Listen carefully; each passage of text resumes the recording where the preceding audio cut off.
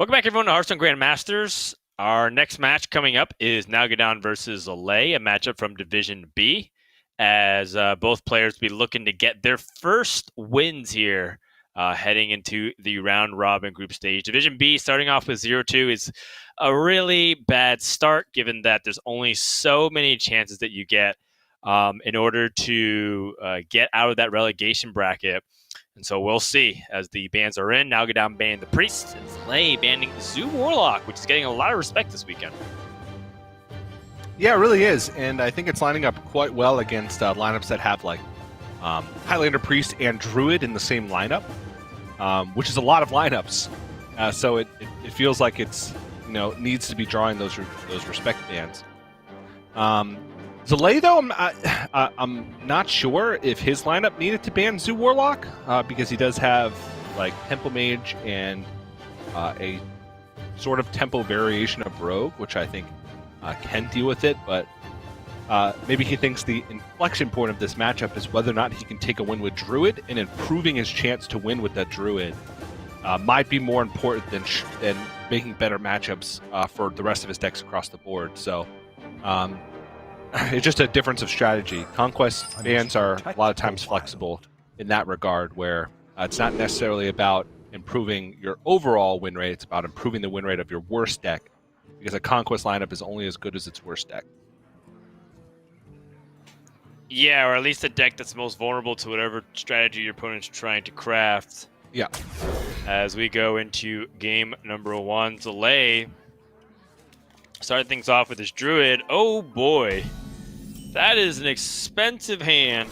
Meanwhile, Nalguidan has a pretty okay curve. He doesn't necessarily need the Wrench Caliber in hand, but it's nice for that insurance that you can start piling the bomb pressure against Druid. I feel like in this matchup in particular, when Druid doesn't hit ramp, Warrior tends to have a very nice time, since they're stuck kind of playing more on the normal curve, and by the time they're trying to draw cards, they have a couple bombs in their deck, which is starting to get complicated with Dream Portals. Yeah. I would say that's most matchups with Druid. Deck doesn't work really well when you're not drawing ramp. Everything's so expensive. And you don't even, you're barely even playing removal in most of the lists. So, yeah, also, Zalae is running into a problem where, because he's not drawing ramp, he's drawing beast instead of ramp, his guardian animals are quickly becoming less useful. So, okay. Nalguidan going to play the non-Corsair cached Wrench Caliber.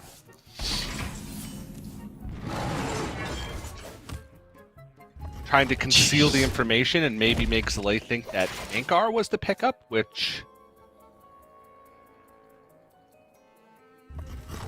I'm looking to see if Zalae has anything that might dissuade him from playing the one with extra charges, but...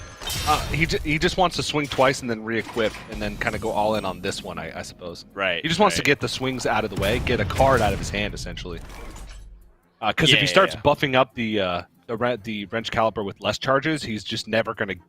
Or the Wrench Caliber with more charges, like if he plays this one first, he's just never going to get to play the other one, and he'd rather have just a different card in his deck. A different card in his hand. So, that makes sense. It makes a lot of sense.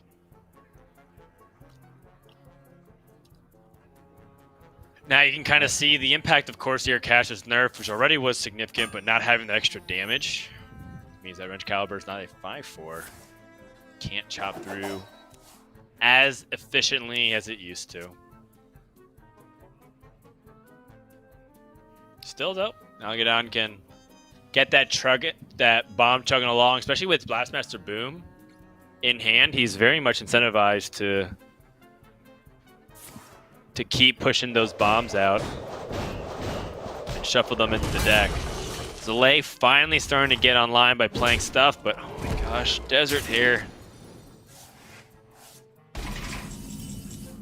Very annoying so far, and it has not been smooth sailing for Zalae, who finds his other 5-mana beast. Does he have any left in his deck? He has a Lake Thresher.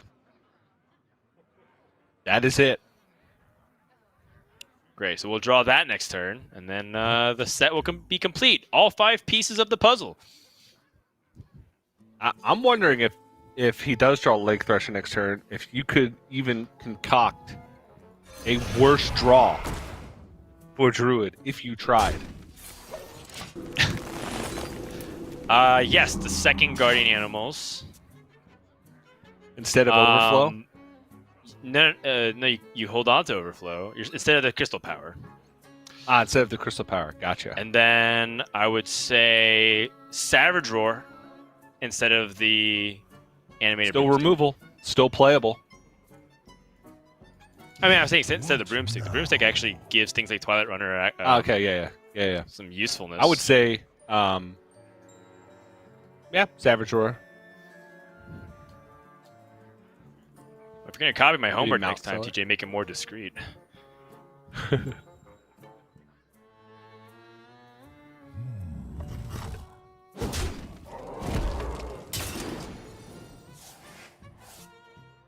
show you who's boss. Honor made to Nalguidan going for a risky skipper, which is totally fine. He can actually just win the board back a little bit. One thing that I am slightly hesitant about is the idea that your opponent has Guardian Animal targets. You saw 2 5-drops being played. Maybe Twilight Runner and Guardian Animal is a little bit less of a threat now. Oh, draws a bomb, and he draws a... I was so ready for the second Lake Thresher. Yeah, I was too. I saw 5 at first for the bomb, and I was like, there it is. Oof. Look at Nalguidan. I was like, wait, what? Guardian Animal pulls a single Lake Thresher. He should know exactly what's in the hand now because he's seen 3 out of the 5 minions.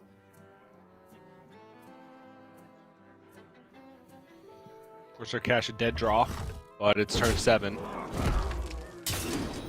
Oh, yeah. So he's at 14. Time to boom, baby. There's only one play here. There's 1, 2, 3, 4, 5, 6. Almost drawn. There's still 5 bombs in the deck? Okay. Zalae does have access to 10 mana this turn because of the Lightning Bloom. The Speaker Gidra draw that allows him to, say, Overflow, play Speaker Gidra, then Overflow. He could even gamble a little bit by attacking with the Lake Thresher and hoping these Boombots don't kill his Lake Thresher and do minimal damage. Hoping that they don't kill him either. Right. But I mean, he's in a bad spot. I think he has to take additional risks anyways. Yeah. Because I don't know if playing Twilight Runner and Broomstick here is good enough. Time waits No. for no one. Yeah, I think it's Lightning Bloom, Speaker Gidra, Overflow. Hope that you don't hit too many bombs. Nature speaks. See what happens. The bad part about starting when the rope is burning is you can't even react to the bomb, so you don't know if you can even trade in these box. I don't know. I feel like And the Bog Beams.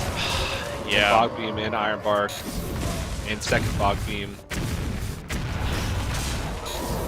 It's a little bit too slow, unfortunately. Wow. But yeah, he was in a bad spot anyways.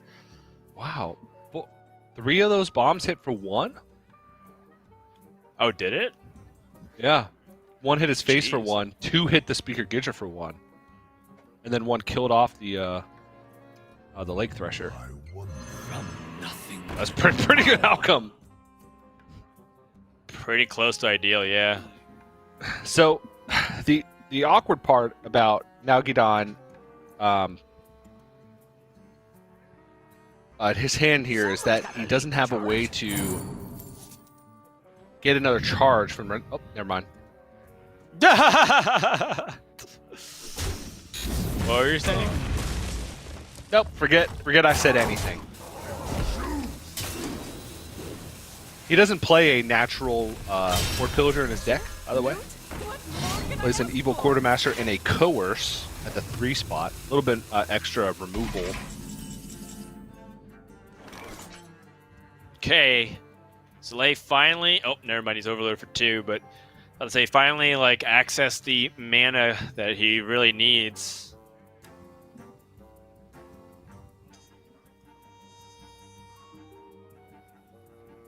But everything looks kind of weak again. He could use Bog Beam and kill the Horde Pillager. That seems to be one of the plays that I think we're always going to do. I think we always want to play a Twilight Runner and a Broomstick as well. Probably attack with a Twilight Runner first into the Sky Raider. I don't want to activate the Boombot Wrath just yet. A third of his deck is bombs right now. Woo! Yeah, they're all on the bottom, though. Let's just have faith. Time waits for no one. Yeah. All at the bottom. Still in this. Still in this.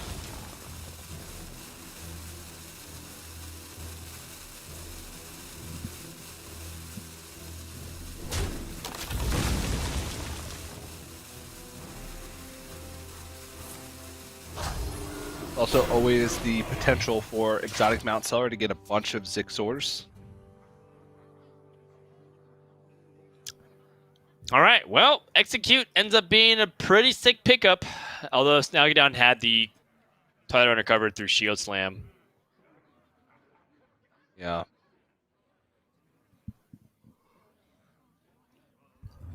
I wonder. Overall, I don't really anticipate Zalae to be able to get out of this one here. Yeah. Barring any kind of ridiculous outcomes like Ysera portals. Yeah, even like deck is bombs. right. There it is. And that's gonna do it. Game 1 goes to Nalguidan off of a really good pressure curve, and Zalae just kind of had nothing really. And sometimes you take those. It's not like Nalguidan was super proud of it. You kind of saw how he was witnessing Zalae's low roll in real time. He was like, "Oh wow, your guardian!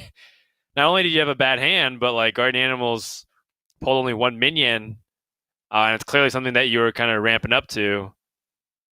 Not that he even drew any ramp, so yeah, it happens. And there's failure rate built in almost every deck in Hearthstone these days. So we'll see if Zalae can bounce back. But for now, looks like Nalguidan has the Mage and Druid left, and Zalae with that Druid. We'll see if he can get a win later on, but there's not really too much to analyze, I think. That's just a really unfortunate hand from Zalae. Yeah, I don't. There's nothing wrong with the deck construction. I like the list. It's a very lean spell druid deck. I like the Savage Roar inclusion because it gives you that always a present threat in the later stages of the game. So, just sometimes you don't get the ramp, and that happens against Druid. And now we can almost switch to his spell Druid. Very similar to Zalae's, except it does not run the Savage Roar. Same beast package, 1 Teacher's Pet, double Thresher, double Runner. They both run Speaking Ghidra. The difference being preserved. the 2 Wild Growths for Nalguidan, so wants to more consistently find ramp, as opposed to the Savage Roar in that 3 slot.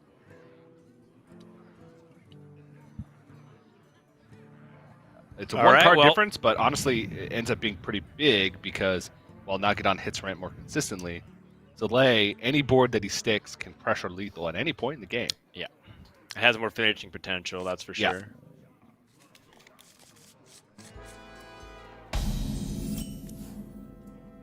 Alright, much better hand for Zalae.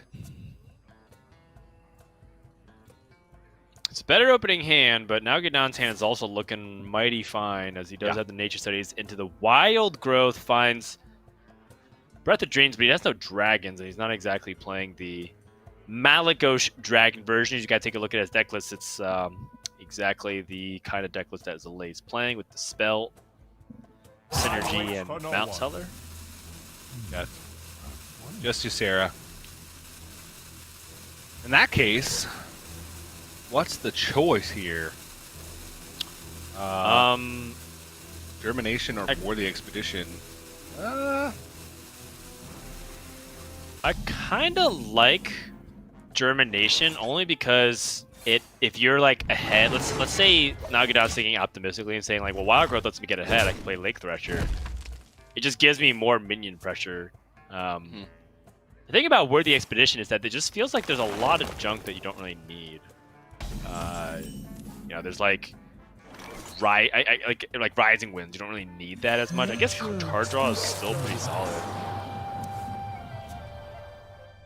Oh, I like this. Actually, Worthy Expedition has some pretty decent pickups. I like this a lot.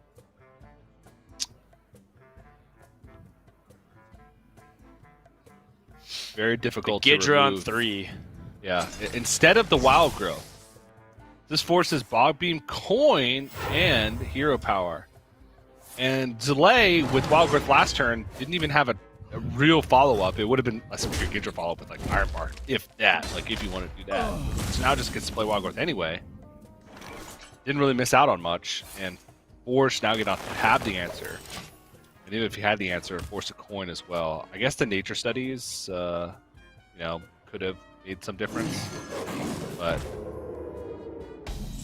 coin could end up being a big deal.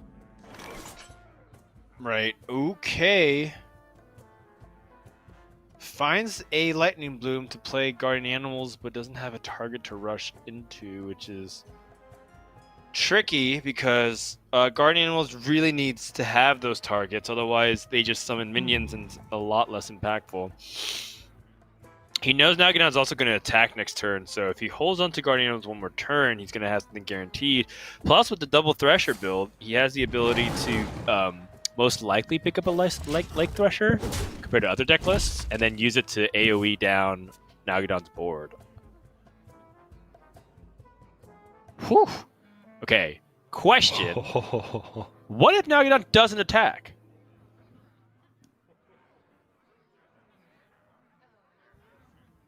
Okay.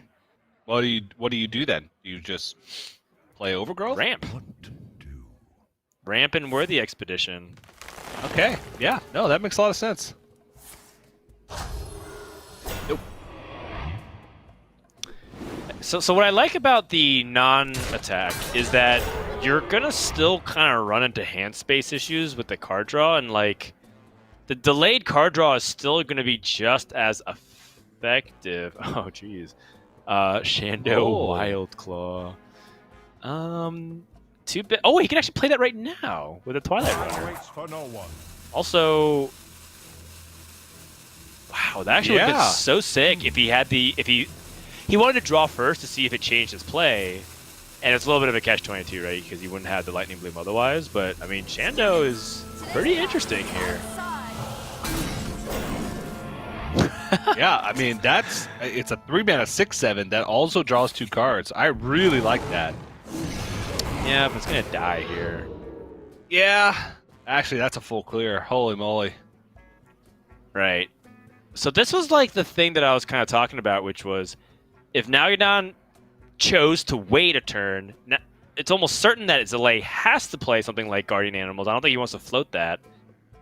Then he can trade and get Overflow and get like a bunch of synergy there, right? Like he could trade a value trade and then heal his minion back and then draw those cards anyways. The issue was that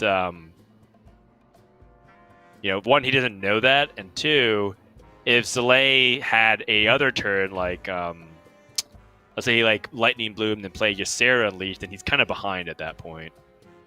Yeah. So I can kind of see where Nalguidan's head was at. No, it makes sense. It's just that it was a cool play, right? It was a cool play because it was a very unusual play, which is why my eye gravitates towards that. In a sec.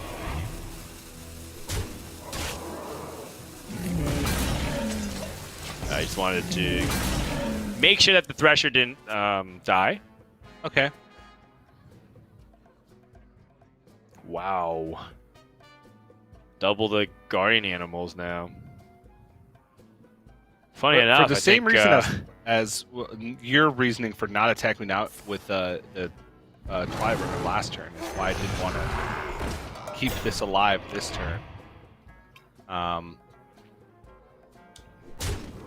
Right, his Iron Bark could be a beast later on in the game. that might be more impactful. You're going for a burst turn with Exotic Mount Seller.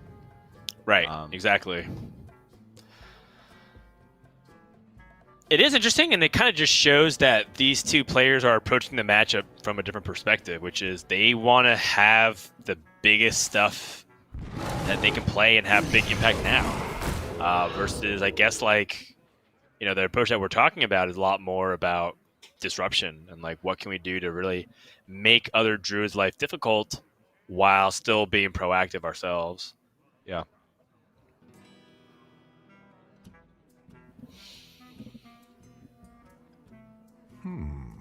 So the Thresher attacks and can crystal power here. But then he's still how many? Let me look it up real quick. The number of beasts in the deck actually do matter here. Time waits for no one. Okay, so Nalguidan's also playing the double Thresher list, which means that he kind of needs to attack with his Thresher this turn. Yeah. He doesn't know that the Thresher's in the hand, right?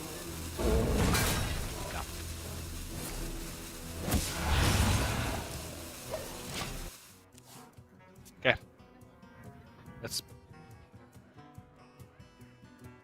That's bold. It's really but bold. It pays off.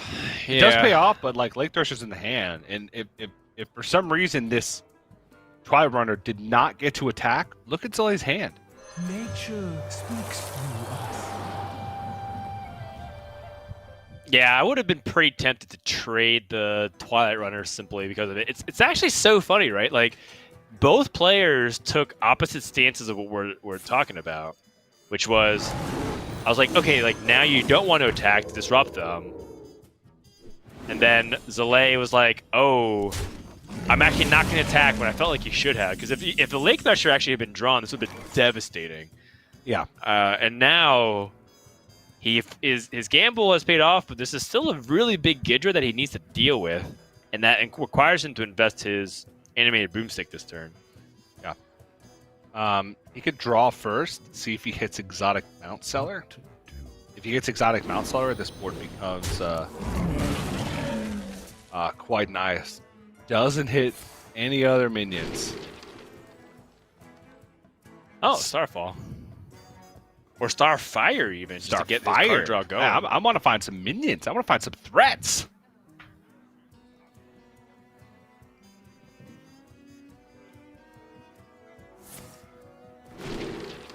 Nature studies again. Find runic carvings. Ooh. Card's always spicy, especially with Savage Roar.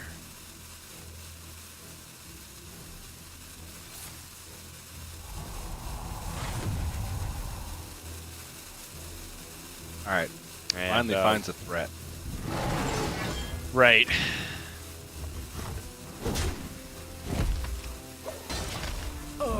So then from Nalguidan's perspective, that's not really a great draw. This looks like an opportunity to play Overflow. Yeah. And get ahead in the card draw resources here. He's already down at 11 cards, so he's entering the stage where, like, he can't really play both Overflows anymore. Which may beg the question, how long are you going to wait to play Overflow? Yeah. If you do play Overflow, you are giving up development over to your opponent. But yeah, but with Broomstick, you can always answer it.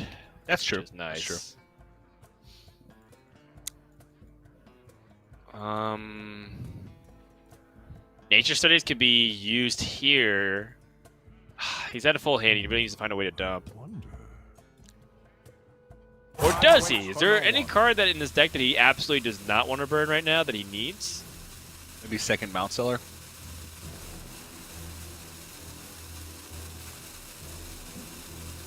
Yeah, that does make sense. About the only thing I can think of, actually. Okay, looks like he's just going to chill.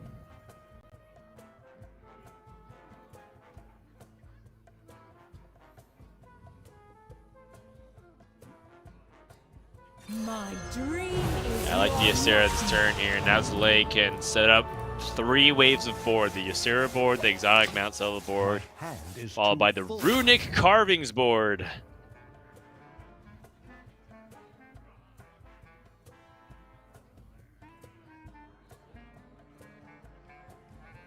It's an interesting dynamic once you get to this point in this matchup because you don't necessarily want to be the first player to build up a big board because you know that it's just going to get broomsticked and your opponent gets to dictate trades.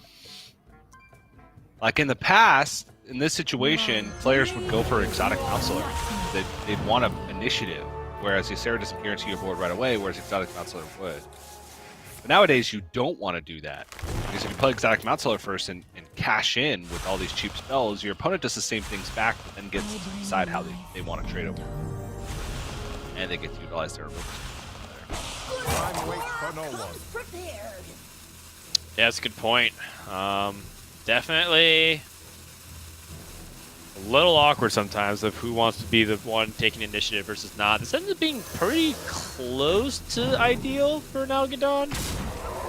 To the Dragon Portals for the reasons you mentioned. See how many Zalae draws here? I'd say that Nalguidan probably wanted like one more minion, just because it feels like if... Oh wow, evasive word. Caligos! Caligos? That's a free runic carvings. Not that it's particularly good here, but you know, just pointing it out. The finest creatures. I guess it is not good in the sense bad. that you don't have to use broomstick. Wait, he's only gonna get 3. I get it. Yeah, that's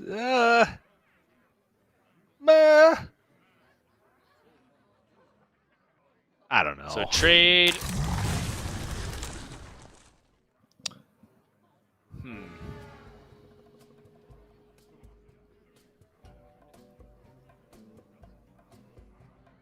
Okay, so I thought we were going to trade the Divine Shield into the Alexstrasza.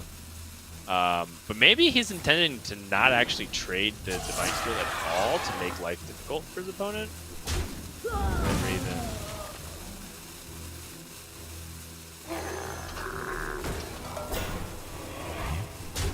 Okay.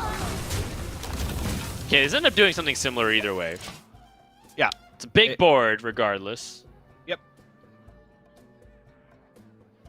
Threatening with Savage Roar.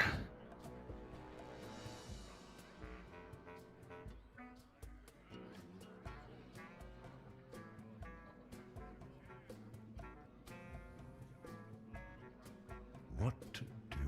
And now Nalguidan has to deal with this, but he does not have Broomstick anymore. Was the Broomstick last turn too preemptive? Too premature? That's definitely something to think about, right? Like, how does Nalguidan respond to Zalae's board now? Yeah, And I talked don't about really the think dynamic. he can. Right. And like, you don't want to build up a big board first because you don't want to be the first player to kind of have this happen to you.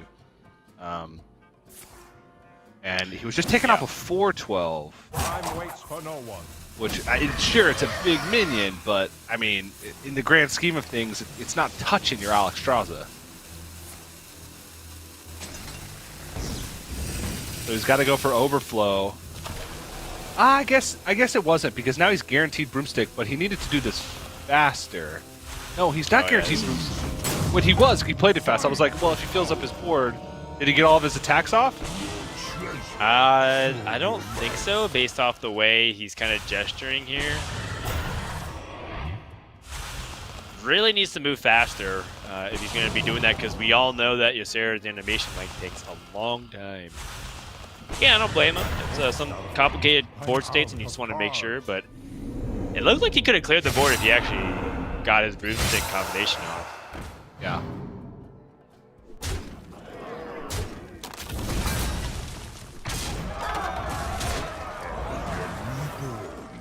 Oof. Yeah, had he known, he would have absolutely picked up better trades here. Finds Caligos and Alexstrasza, though. Those are some pretty decent... Well, I mean, Alexstrasza is actually kind of nutty, because if Zalae for some reason can't deal with the board, he can actually just kill him next turn. Oh, man. So Zalae didn't pick up any portals. Oh, wow. Also didn't pick up any card draw. I wonder. I think Zalae's dead. He might be dead. Can double broomstick Savage Roar clean things up? Because then he'd have 6 plus 4 plus 4, 14 plus 6, 20, 22, 25 damage worth of removal, 26 damage worth of removal with Iron Bark. Yeah, it's enough to get past these taunts and kill off that 8-3 Nephrodamus. But it's not ideal, not even close. And this is definitely a situation where Zalae really wished that he hit any of his card draw sources here, since so much of his deck are portals.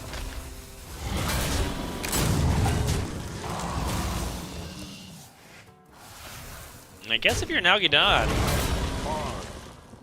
got a lot of information. Waxer Dread once more hits the board. Is this like a Caligos development? Maybe Mount you could Seller? just Alex Drazen punch him. His Savage Roar's gone. He's not killing you. Yeah, that's fair. Alex Drazen and the Iron Bark still is very solid. I wonder. And you're taking fatigue, so you're not really incentivized to start taking a long time on these turns. I guess Caligos just has potential to do crazy power setup. Like, if Caligos gives you any minion generation, if Caligos gives you survival of the fittest. But if you're going to go for minion development, you might as well go for exotic Mount Seller here, right? So you can exotic Mount Seller, Iron Bark, Lightning Bloom, and then Overgrowth, but not play the excess mana. And they just have a full board. I bring life and I mean, this works too. It's totally fine. Cuts down the amount of options that Zalae has. I think almost any way that Nalguidan approached this, he would have been in a really dominant position. And Zalae picks up the other card that doesn't do anything right now. Really unfortunate. No here. portal, no card draw source, no nothing. It's not like he didn't have many in the deck. More than half his deck was something that helped him in that goal. So a pretty brutal end there. He had a much better start, but it was just like that mid game there where Nalguidan could draw through his entire deck once he played Ysera. And Zalae was just stuck with all of his 0 mana stuff and nothing to do with it. So 2 rough games to start things off for Zalae, but that means Nalguidan on his way to his first dub of the round robin.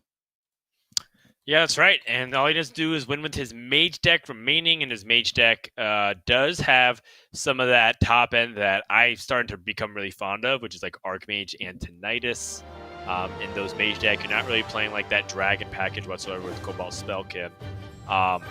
And even just taking out things like Devolving Missiles, which might be like a nice tech for other matchups, but keeps your damage game plan pretty streamlined. So we shall see if this is effective enough to give him that sweep. But overall, the reason why I think I like this deck list is because it seems fairly consistent, as opposed to a bunch of these like small tech cards like Mirror Image or Devolving Missiles that people play, which a lot of times I feel like you're holding. Yeah. I'm not sure how much it's going to match up against the list here from Zalae. Like, how much does Archmage and Tinnitus help that much against some of the matchups? You're going to face a Rogue or like a Temple Mage Mirror, even Band Away Priest, which is something that I'd be good against. We'll see. But Zalae's going to play Druid again. His third try, third try's the charm. First game, he didn't find anything. He found his expensive stuff in his card draw, but no ramp. Second game, he found his ramp, but not really his card draw. Surely you can't get unlucky a third time in a row, right, TJ? You would think. I mean, that's kind of the way it goes. The way he's choosing to go about it. Does find Overgrowth and Guardian Animals. That's a great start. Speaker Gidra honestly decent with this curve as well, because you can just play Gidra on 3 into Overgrowth on 4. Would you hold on to the broomstick at all so you have opportunities to counter it? Doesn't feel like you need it because you have guardian animals and Speak of Gudra, two things that give them, or two things that have natural rush. It seems like Zalae instead going for broke, finding an opportunity for maybe that overgrowth to come online a little bit earlier if he has wild growth because he gets the coin. And Nalguidan starts off with Violet Spellwing. He kept his Chenvala and his Astromancer Solarian, which I think I agree with. It's just that Chenvala has not a lot of backup right now.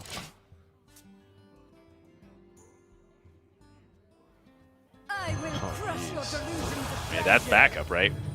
You have Wand Maker and you have Sorcerer's Apprentice with the Arcane I mean, that's like missiles. that's the tempo start. That's like just play your minions on curve. Zalae drew Wild Just- Growth. So you Lightning Bloom here into Overgrowth, into Wild Growth. Right. So you get the Lightning Blue Mana Crystals out of the way, and helps you ramp up very nicely. We're getting there. We're starting to get there.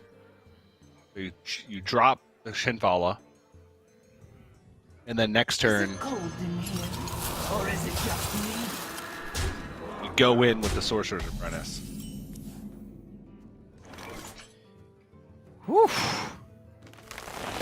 I mean, this is going to be a really explosive turn on both ends, but Nalguidan doesn't have actual targets for his Ray of Frost.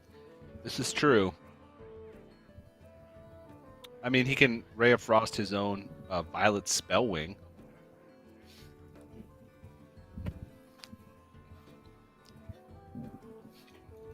And use that as the third spell. Right. You don't pick the ones. Yeah, that's actually a good point. Sorcerer's Apprentice, deliberate positioning to potentially play around AoE, I think? Is it?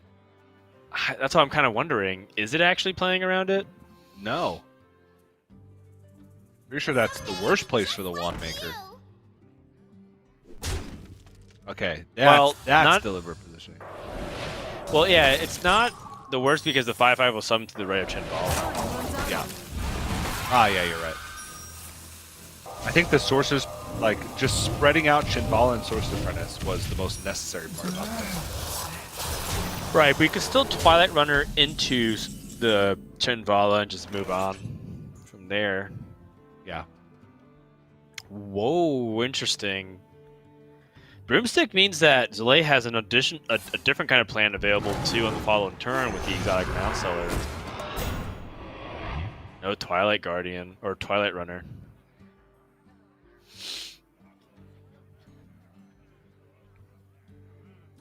So yeah, that So ended up now being decision decent time. position. I think you're okay What? killing the Astromancer and the Sorcerer's Apprentice, so I would probably like just go for that, and then just damage Chenvala. What can your opponent really do with a single Wand Maker spell and no Sorcerer's Apprentice? Can they really summon more Chenvala elementals? Time waits for Let's be reasonable here, right? Yeah. No, you're right. I don't think you're really worried about the Shinvala, and you're also keeping health, a decent amount of health on your minions. And next turn you have exotic Mount Seller, cheap spells plus a broomstick. So, I would just leave it at this. Good recognition. There's second Oh. Sorcerer's Apprentice, but oh wow. Okay, well, I mean, if he picks up Evocation here with this Wand Thief. Nope. Conjurer's Calling too expensive.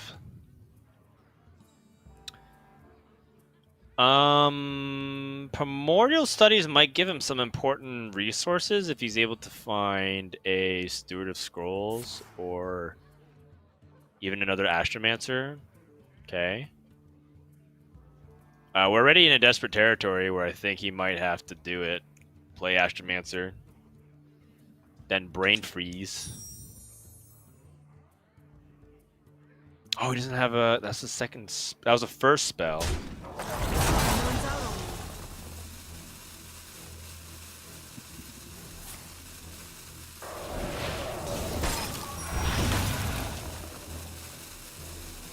I guess he holds on to the Astromancer in case he picks up Cram Session. Yeah, that makes sense. Also, pinging here allows him to clear the board.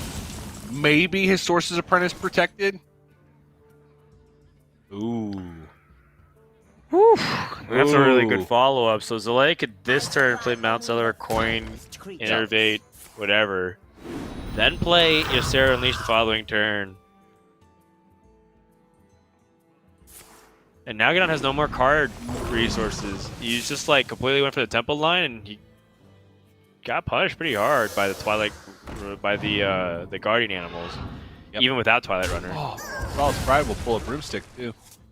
Ooh, synergy, The synergy. which is nice because that's kind of a dead draw for Zalae. So pulling it out is nice.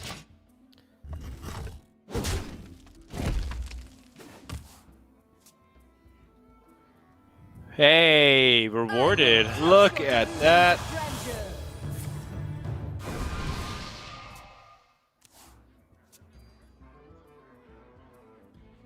It's Arcane Intellect. Be tempted to pull the trigger on it, just because you just need to have more resources in the hand. Find some Mana Cyclone and Antonitis. Oh, jeez. 2 cards which are necessary to combine with spells, which seem to be the one card type he's lacking. Yeah. Also, he's used both Sorcerer's Apprentice. Also true. What to do?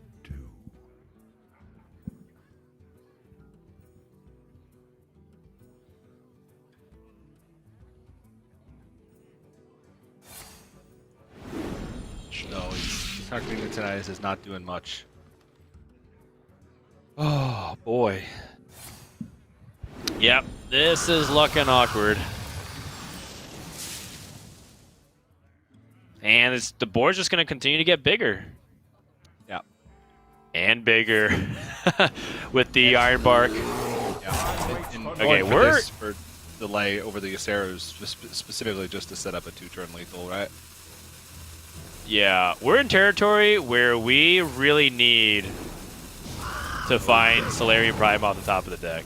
Yeah.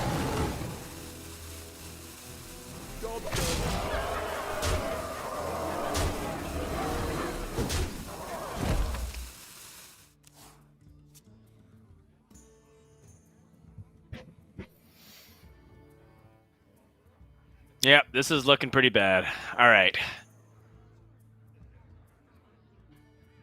You win this. Yep, that's it. So, Nalguidan ends up conceding here. The Mage is completely gassed and out of resources. And Zalae gets a much-needed win with that Druid.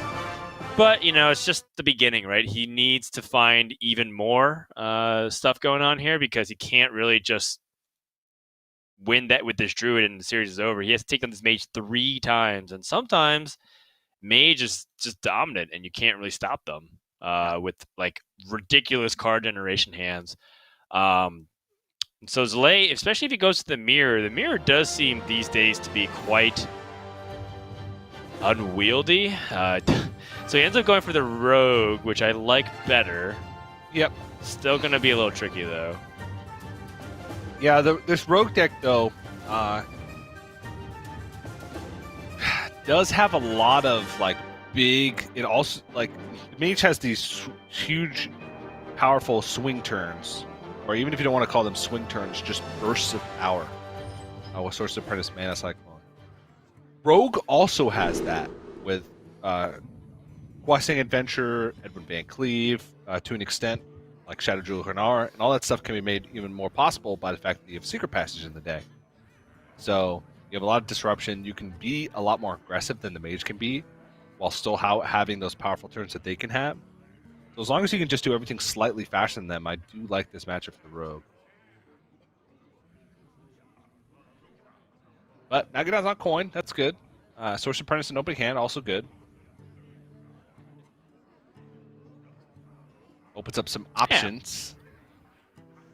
Yeah, this is a solid start here for Nalguidan as a way to build it up, and Zalae too. So I don't know how good Questing Adventure is in the beginning. I feel like Questing Adventure has kind of turned to like this mid-game option for Rogue to kind of turn up the gas and all of a sudden pick up the pace. Very similar to like Edwin Van Cleave. So if you can get an early one and you have the good hand for it, by all means. But in the mid stage of the game with Secret Passage now being a thing, Questing Adventure is basically like 2 other Edwin Van Cleaves in your deck. To just like Secret Passage in, play it, play all your cards, dump it, and then all of a sudden you have like a 6/6 that will grow to be like a 9/9 or a 12/12 as time goes on.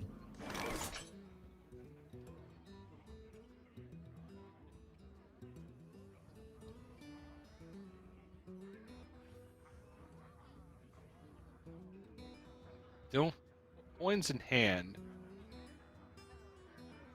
Ambush could give you a minion against Wand Maker. Because I doubt you're playing Sorcerer's Apprentice on 2. Could also give you a minion if he plays Astromancer. I feel like that's just getting too fancy and I'm just playing dirty tricks here.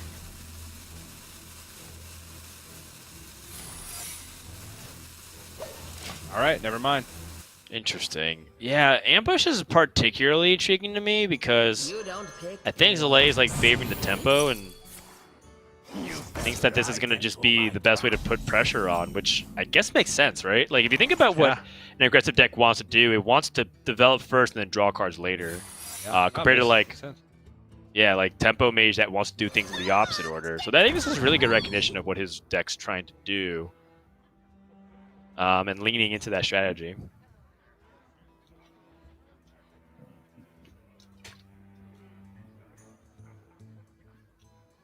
Looks like he has a Wand Thief choice introduced here. I can't really see it on my screen, TJ. Do you have it on yours?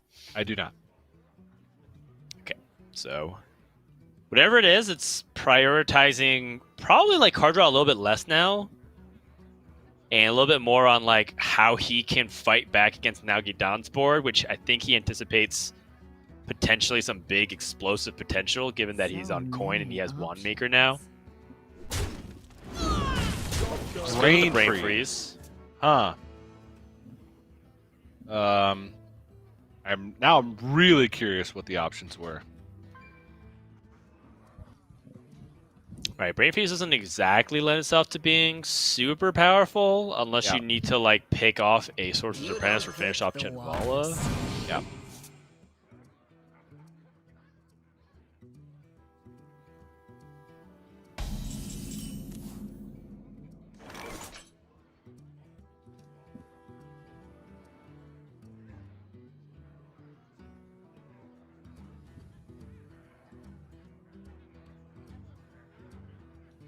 All right, well, I can't. This feels like a really bad Secret Passage opportunity because there's a lot of cards in his deck that he might not just be able to play.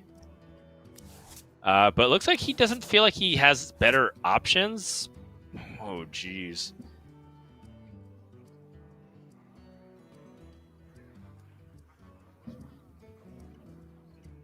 Yeah, so this isn't so. Secret Passage in different kinds of road decks have specific rules, but you know, Zalae, while he is playing, you know, a Spy Mistress, he's not playing like the draw package with Greyheart Sage. Instead he's playing Questing Adventure. He's going to really need these Questing Adventures to grow big and threaten Nalguidan. But that's as far as it goes. He's only going to play 2 cards from the Secret Passage.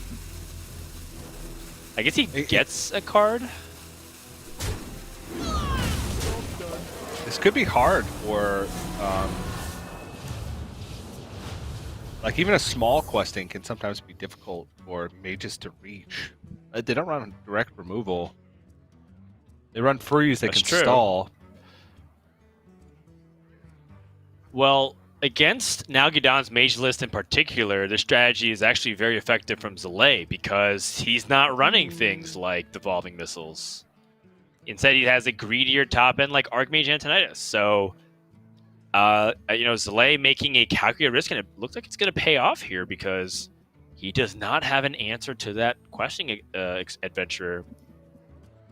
That being said, Zalae doesn't exactly have the best hand to capitalize on it. He's got Evil Miscreant and Brain Freeze, which is solid but it doesn't get to like combo. They're both combo oriented cards, so not exactly ideal.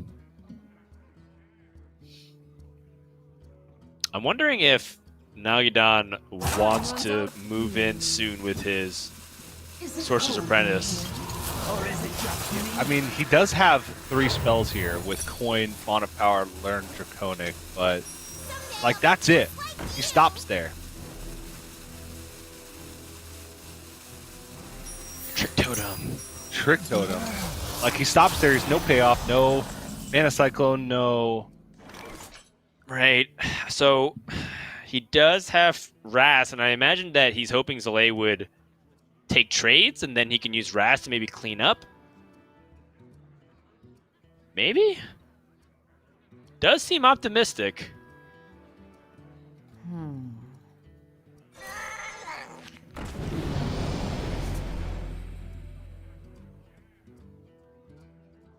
Shotbot.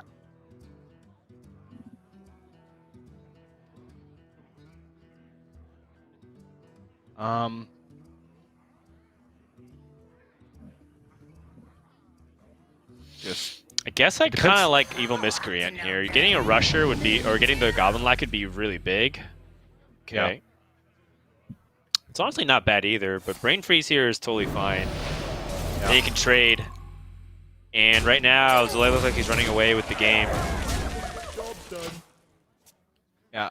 I was thinking of going a little bit wider there with like Shotbot and just throw out a Blackjack Stunner because, I mean, there's no secrets in hand. It's more power on board just straight up.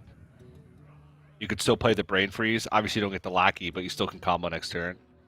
Like, I kind of just want to not give him more time and just put as much power on board as possible. Because that also buffs the questing by 1 more this turn. To, like, most likely set up lethal for the following turn. I don't know, but Nalguidan's just... I mean, these are like desperation plays. This is brutal. Right. How much damage is this? This is 8, 9, 10 on board. Yeah, you can only play 5 cards from hand, so it's 15. It's not quite. So... Yeah, but the problem still exists, right? Like, what if he just like Titanic Lackeys, doesn't let Nalguidan touch this questing adventurer? I mean, there's really not much that Nalguidan can do if Zalae just kind of twists the knife here.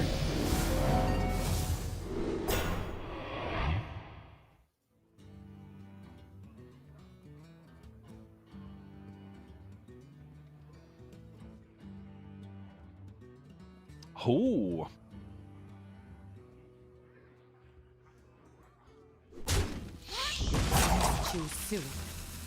Yeah, I mean, this looks from the perspective of, like, I don't think Nalguidan can even generate cards that can pull him out here. Outside, oh, there's not even a 2-drop for him to Doomsayer. Nope. Okay. Trick Totem cast Evolving Missiles. Into Doomsayer? His Devolving Missile still doesn't save him from the mana pressure on board. Can he get a dragon? No, he doesn't play dragons in his deck. Trick Totem, Wand Thief, Frost Nova.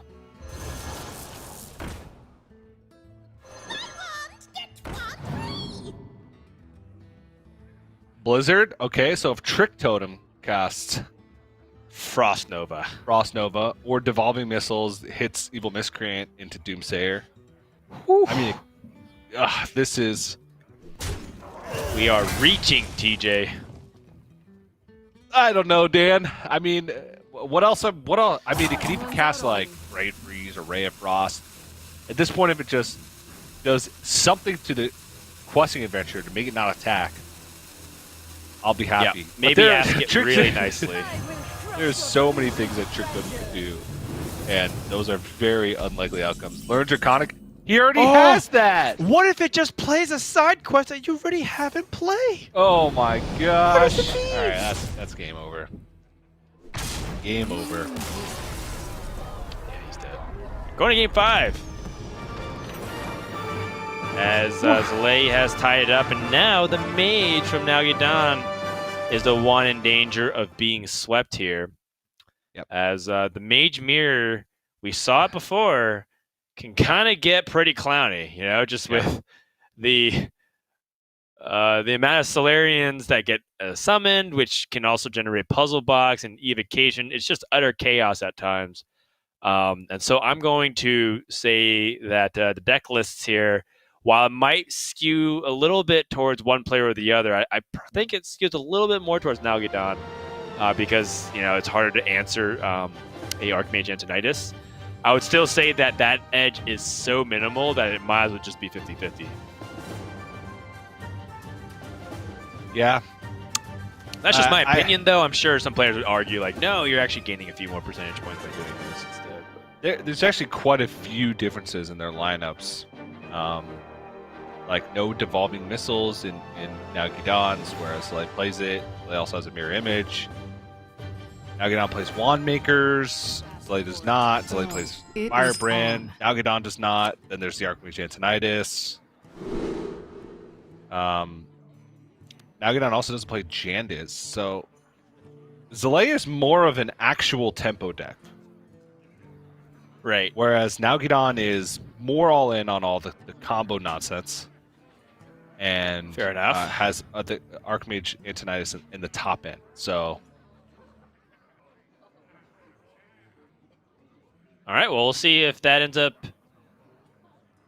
being enough here. Zalae's on the coin, so it's got to help him feel even better about this matchup and what a reverse sweep it would be, as well as to avoid 0-2. Remember, at the end of this match, one player will be 0-2. The other will be 1-1, and the 0-2 player will just feel like they're in a spot or on a path for relegation. Players in the bottom of Division B automatically get relegated. They don't get to play in the relegation bracket, TJ. nope. Not even a chance. Even in Division B, it's all about seeding. Because in Division B, the highest even seed you can be is you get one chance or two chances. Like even if you're the 5th seed in Division B, it means you lose get two chances. If you're the 6th seed, you only get one chance. I guess a win and in, but also a lose you're out, a single match. So just being in Division B is kind of rough, but you do need to avoid those spots.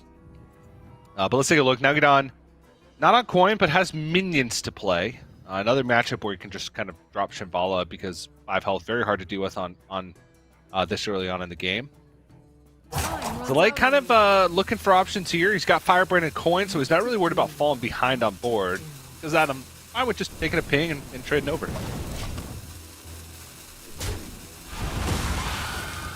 Yeah, I think that his hand continues to improve with each mana crystal he gets because he has additional pieces that he can unlock, right? Sorcerer's Apprentice gets better the more mana you have with the card generation. He does want to deal with this Chinvala, which is part of the issue. If Nalguidan plays very proactive with this, he doesn't exactly have a guaranteed answer to it. I guess he sort of does with the Firebrand, coin, arcane missiles. Unless There is a chance it doesn't, though. Woo! Thank goodness the cat was here. Do any Hearthstone Grandmaster players own dogs, or are they just all cat people? Me. Hearthstone Grandmasters players, TJ. You're a Hearthstone Grandmaster caster. That's true. Yeah, I don't know. Oh, there has Not to that be. I'm complaining. I'm more of a cat person myself, TJ. Even though I love dogs as well. I know, I just ruined our caster chemistry. I'm sorry. 6 years of casting together, and it's finally over. Nah, you be a cat version if you want. I don't care. Hold on, I'm looking through. Yeah, I don't know. Maybe Briarthorn's a dog guy. That's right. It'd be the perfect foil to his stone cold demeanor. Yeah, because everybody else, they either have cats or I'm pretty sure they don't have pets at all. I So. do feel like people who tend to be more expressive do tend to like more dogs. But I think because Hearthstone players like to be more stoic, they enjoy the demeanor of cats a little bit more. At least the Grandmasters player.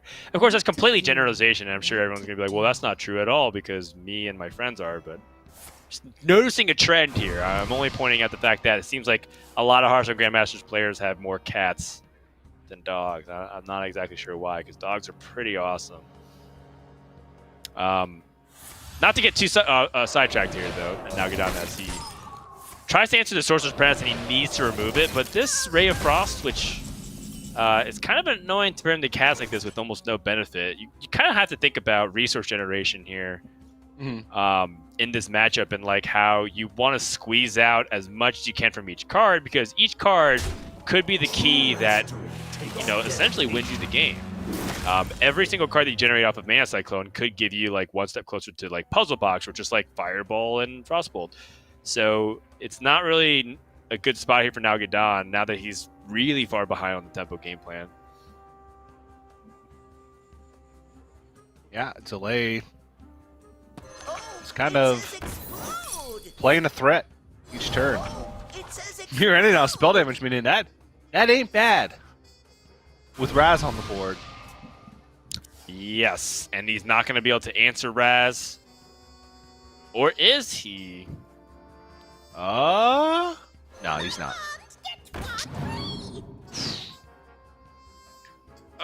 This is not ideal. I guess Flame Strike could be good the following turn. Still doesn't deal with Raz, though.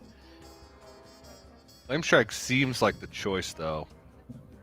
Because it could buy him a turn. Zalae's going to see this and be like, alright, well, I'm behind on resources, so I need to just push damage. And because of that, he'll be incentivized to just keep pushing face here. Yeah, I guess that's something we didn't really talk about a lot in the beginning either, which is, I mean, you mentioned it, Zalae's deck is a lot more tempo-oriented, but maybe Zalae just gets to the point where he puts a lot of damage towards Nalguidan's life total, and then he just eventually finds like 2 burn spells and the game's over. Yeah.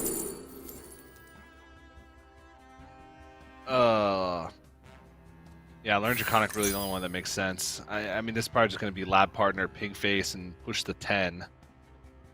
I like Mana Cyclone here too. Yeah, I just feel like Mana Cyclone is just going to keep getting better. I agree. I think Mana Cyclone had a lot of room to improve, but yeah, I think Zalae is just going to go for damage, right? And I like that idea. Because now get down Flame Strikes. There's still 3 power on the board.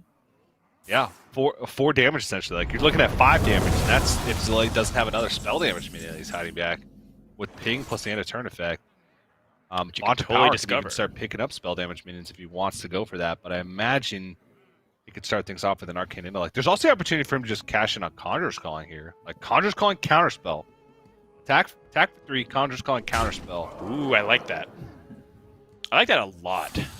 And then you're protected from a lot of things. Oh! Ogre Mancer! The Ogre Mancer! Oh, there's also activates Learn Draconic, so you get a 6/6. That's just a bonus. Nalguidan's dead. Yeah. He is dead. Well, he's got freezes, but the Ogre Mancers... Oh, counterspell. No freezes. Oh, yeah. Never mind. Forget about it. And Nalguidan, who was up 2-0 and looked like he was in a pretty good spot, is basically on his last turn here. No, he summons a 2-2. Wait, is it a 2-drop? Is it a 2? Wait, yes. Do you Doomsayer? He missed the opportunity to do so. Went for a Mana Cyclone, and that's going to be it. Zalae with the reverse sweep. Down 0-2.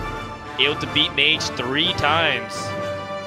see him pretty happy about it, as I'm sure he really wanted to get that win, given how badly the series started. It looked like his Druid was just drawing awfully turn after turn. Kind of rough, but that's how it was. Just a kind of a messy series overall. Players trying to operate with not optimal hands. That's what it felt like. Like so many of the Temple Mage games, so many of the Druid games just felt like the decks weren't operating at 100% power level. They were operating like at 60% power level, and both players had to figure out, well, how do I make this work in the best way possible? That's why it came down to Game 5 after the weak deck from Zalae had won. Nalguidan's weak deck had to try and find a win. It couldn't. So big win for Zalae though. But Nalguidan, again, his struggles continue. Didn't have a top 8 appearance in the Swiss portion. Now, no win so far in Division B. It's starting to get a little rough, and it's with 2 matches out of 7 already down the round robin and already being in Division B. Nalguidan's in a situation where he has like maybe one more loss that he's afforded before he is in the relegation picture. Not a spot you want to be in. Definitely not. So that is the conclusion of Nalguidan's first 2 games.